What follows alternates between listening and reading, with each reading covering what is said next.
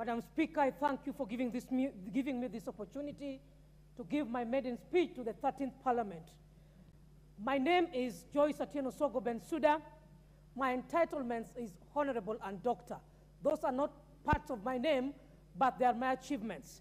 I want to say that I'm honorable, not in the 13th Parliament alone, but I was Honorable Bensouda in the county government of Kisumu as the Minister for Roads, Transport and Public Works. I want to say that this day I'm the Honorable Joyce Atieno Sogo Bensouda as the County MP, Homa Bay County. I have taken over from Honorable Gladys Wanga, who was the woman rep and now is the sitting elected governor, Homa Bay County. Allow me in my introduction to say that I'm born and bred in Homa Bay County, and so I'm representing a county which I understand.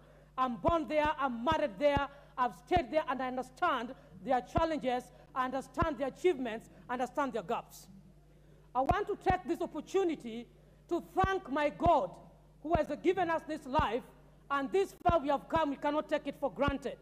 Madam Speaker, I want to say that we serve a God who turns impossibilities to possibilities.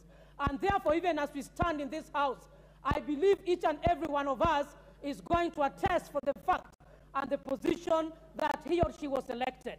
Madam Speaker, allow me to say that I am a married Christian professional woman leader who is going to work and serve diligently for this nation.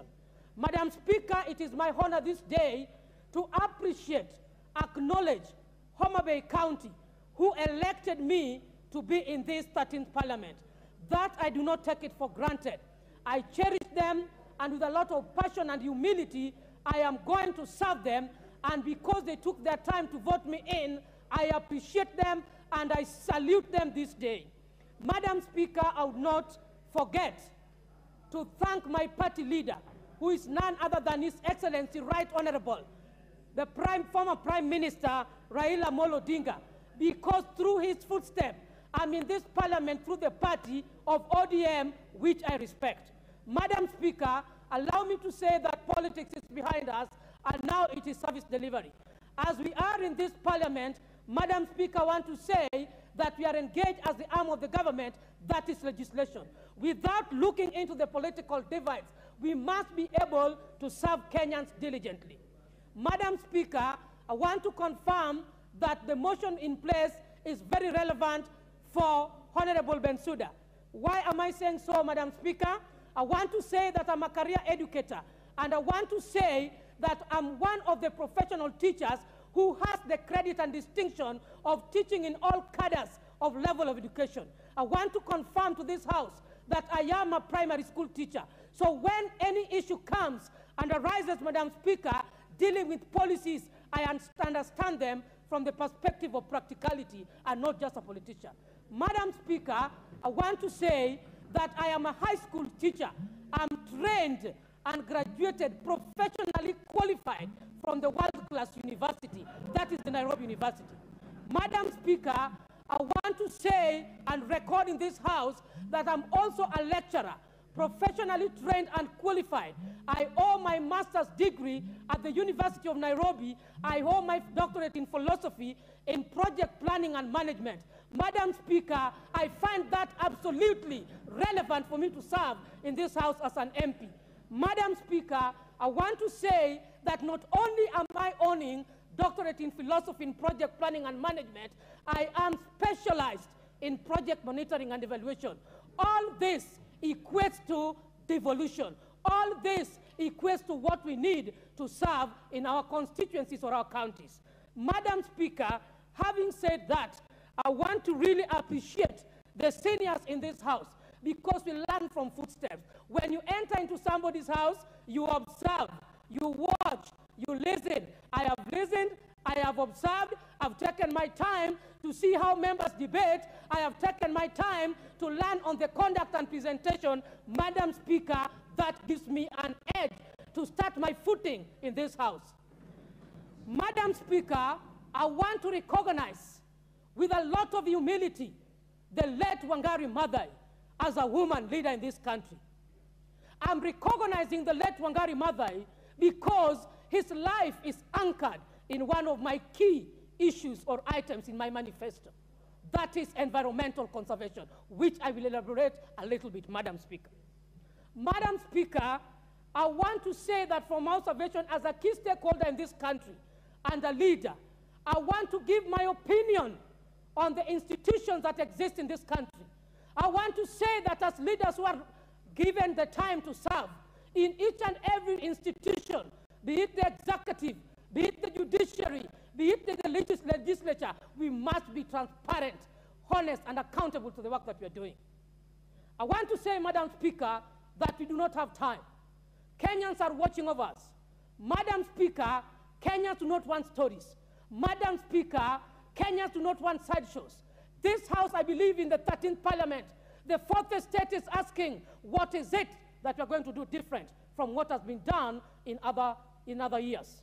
Madam Speaker, I want to say that without looking and observing into our political divides, we must serve Kenyans. There are issues. As an educator, number one, I would want to see the courts upholding the spirit of education. Otherwise, we cannot be discussing education issues, formulating education policies, and then at certain points, we give doublespeak. Madam Speaker, I want to say that as a Christian, I want the churches, it is my proposal, it is my quest that the churches should also be looked into in this country. And I'm very happy that our president is one of the spiritual persons that we have in this country.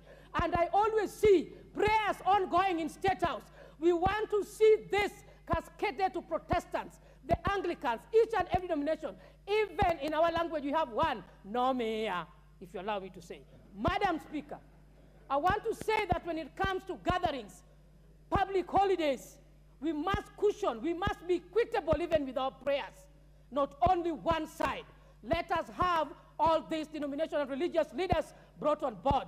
If anything, the churches need to develop and grow. Why don't we also think about that? I think I'll bring one of the motions to Qatar for that. Madam Speaker, I want to talk as a woman leader in this nation. Where I come from, Homa Bay County, I want to say that there are many challenges which cuts across, and we cannot overlook other regions at the expense of this region. In Homa Bay County, where I come from currently, we have 9 sub-counties. These 9 sub-counties, they have the potentials that can be tapped by utilization of the resources which are available. Some natural, some can be initiated through innovativeness. Madam Speaker, I want to say that there is need for the government. There is need for this House. There are some motions which doesn't need a lot of time for debate about it. They require action. I am very happy and encouraged that our key leaders of this country had in the past acknowledged that there are some gaps in our constitution. Madam Speaker, I would want to concur with that. And if we have acknowledged that there are some gaps, it is our duty and responsibility to restore the gaps. I want to believe that laws were not made for us, neither man was made for that, but we are supposed to come out and ensure that the gap which is existing